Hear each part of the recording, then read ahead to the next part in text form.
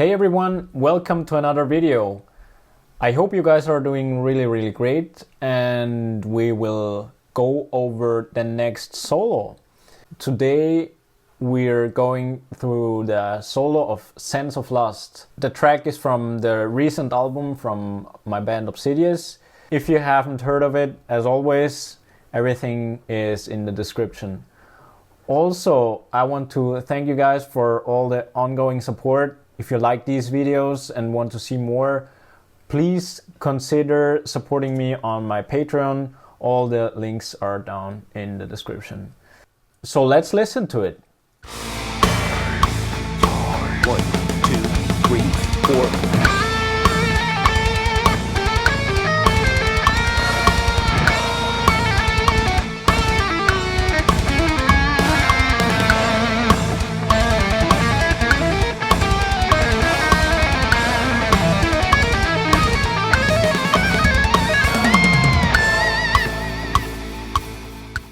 Yeah, let's start with the structure. The structure of it is 8 bars. The time signature is 4/2, so half time. The original tempo of the song is 199 BPM, but in that case we count half notes. It's because it's a half time groove. But it's not very long, as I said, just 8 bars. And it starts right after the bridge in the song. So a very common thing to do. By the way, if you want to get those tabs and the backing tracks, you can get them on our band's website, obsidious-band.com. The rhythmical concept is just a riff or a pattern in triplets. So it's triplet based. It's a 2-bar phrase. So one riff goes over 2 bars and then it repeats. And it repeats for the whole solo. So it's just a unison between root note and bass drum. And yeah, that's why I also chose to use a lot of triplets in the solo, because it just matches to the rhythm. So the harmony in the song is quite different from a lot of other solos I did, because it has not really a chord progression. It's a modal thing, and that means that it's based on one chord, more or less. There are some exceptions, but it's pretty much A minor. By the way, this guitar is tuned a whole step down, so my lowest note is an A on that 7-string guitar. The whole song is kind of in the key of A minor. Like, all of the parts are kind of related to A minorish modes, but it depends on the part of the song. But A is the root note all over the whole song. Right now, let's just focus on the solo part. It starts with the A minor chord. And then just the riff down below. And at the end of the 2-bar phrase, we always have this B flat minor chord. And then it goes back again.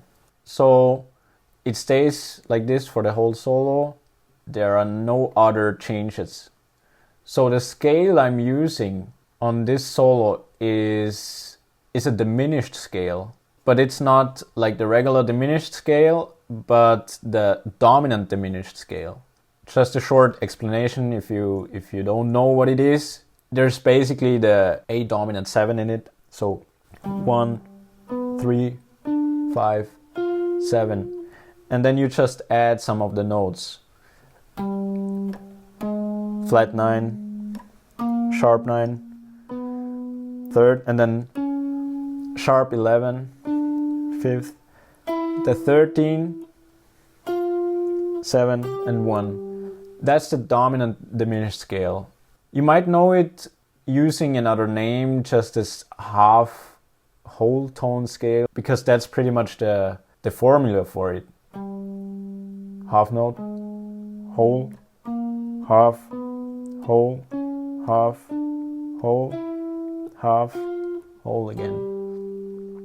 So in total there are 8 notes. 1, 2, 3, 4, 5, 6, 7, 8.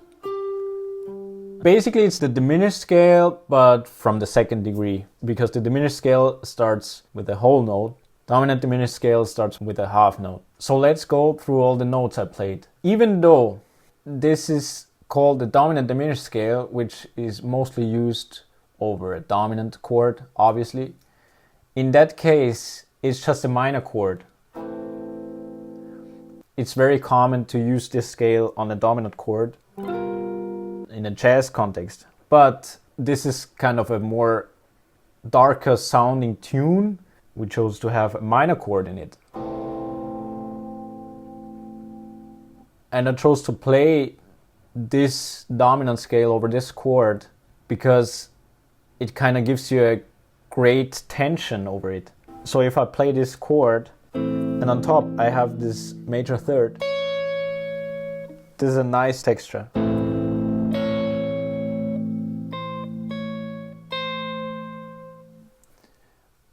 But I always release it so it doesn't sound too dissonant.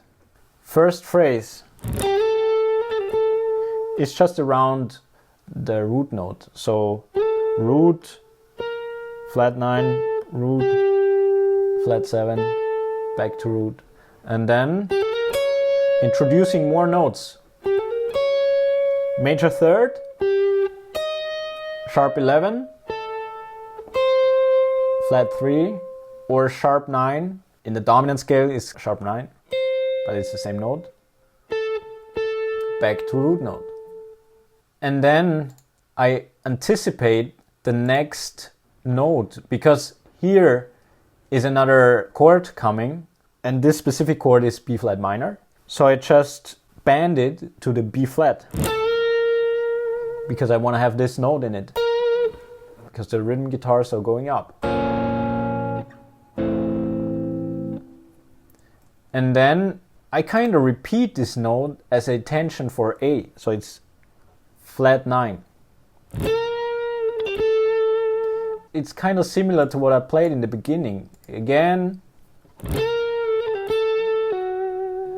but then introducing to a new note, which is the 13th. Variation of it, moving down the scale, landing on the sharp 11. And here's some anticipation again, before the B flat comes.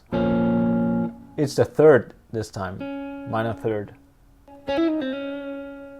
Even though B flat minor is not in this diminished scale, it doesn't really matter because I didn't use any notes that would clash or anything. I tried to have it like very clear that the chord is changing. So even though I'm still in the scale, I play these notes, which is minor third, 11th, minor third, 9, root note. And then there is the anticipation for the next chord again. And there is A minor. So I'm kind of changing the key to B flat minor, even though I'm still in the same scale. So there are a lot of common notes. And then we move on.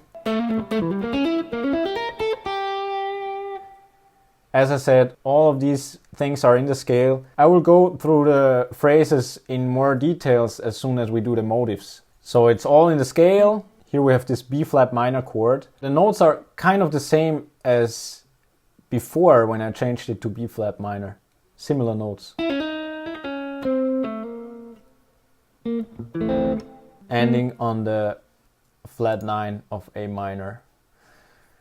On the 1 chord. Yeah, so there's no other notes in it. It's all straight the same scale. Just checking always when the other chord comes in that I use some specific notes there so they don't clash with the chord. That's the only thing to look at. Let's go into the most important thing of this solo, which is building the phrases.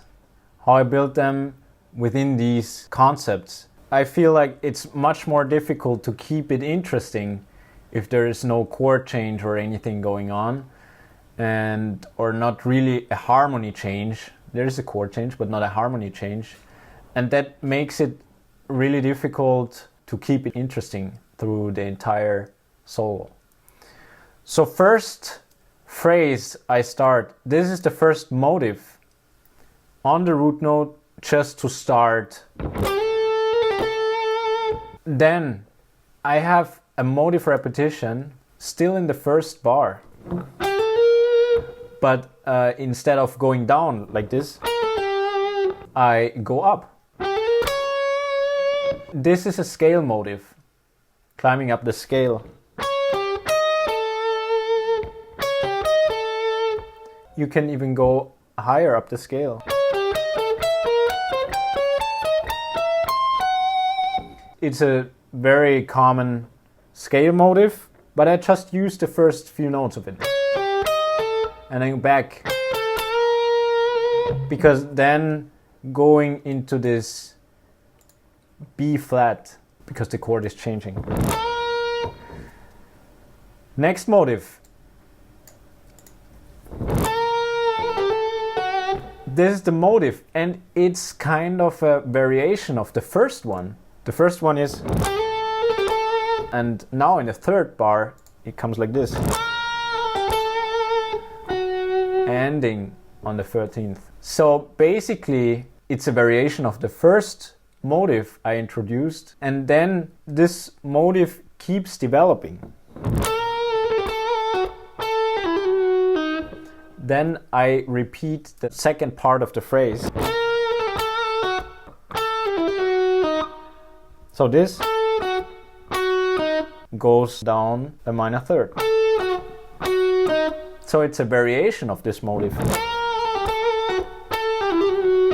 I keep on going till the anticipation of third of B flat minor. Here the phrase ends. And all of these phrases started on the 1. So I'm starting this on 1, and then also here, and this next one also on the 1. And then I keep on doing the phrase and come to an end here. And this is the first time in the solo where the next phrase doesn't start on the 1, but on the 3, if we count in halftime. And this is introducing another motive, because we've already heard kind of the same motive in different variations, but now I introduce a new one. Within this motive, at the end, I have this motive. And then I just repeat this motive on another note. And then I introduce another motive. And since I already had this anticipation twice for the B flat minor chord, this time I decided to do a delayed attack, which means the resolution comes after the chord. The chord starts here, but I finish this musical phrase a little bit later. So not there where it changes, but right after the chord change. This is what we call a delayed attack. And also an interesting note is the 11th of B flat minor. And then there is this motive variation again. This one. Going into the next phrase, which is a new thing. And since I've already played a lot till there, I don't really want to do anything completely new. I want to just develop what I have already and then coming to an end. So I go up the scale and it turns into a tapping. It's also just picking up previous motives. We've heard that already. And just some variations with the tappings. And then for the final bar, climax is coming. That's why the notes are keeping on going. There's no rest in it. That's how I get more intense. It gets higher and more notes. That's why there are no rests in it. Then for the final bar, I increase the speed of the notes too, and also getting higher. And this is just climbing up the scale. I get higher, I increase the speed, and then a delayed attack again on the very last note. And then on the 1, I finish the solo where it's back in A minor. So these are the thoughts behind it, and obviously when I wrote this, I didn't really think much about it. It's something which comes out naturally if you practice a lot of improvisation techniques, and it's something I had in mind, and then I just jammed over it like 100 times, and then I collected the ideas because I practiced these methods quite a lot. So I hope you guys enjoyed it. See you in the next video.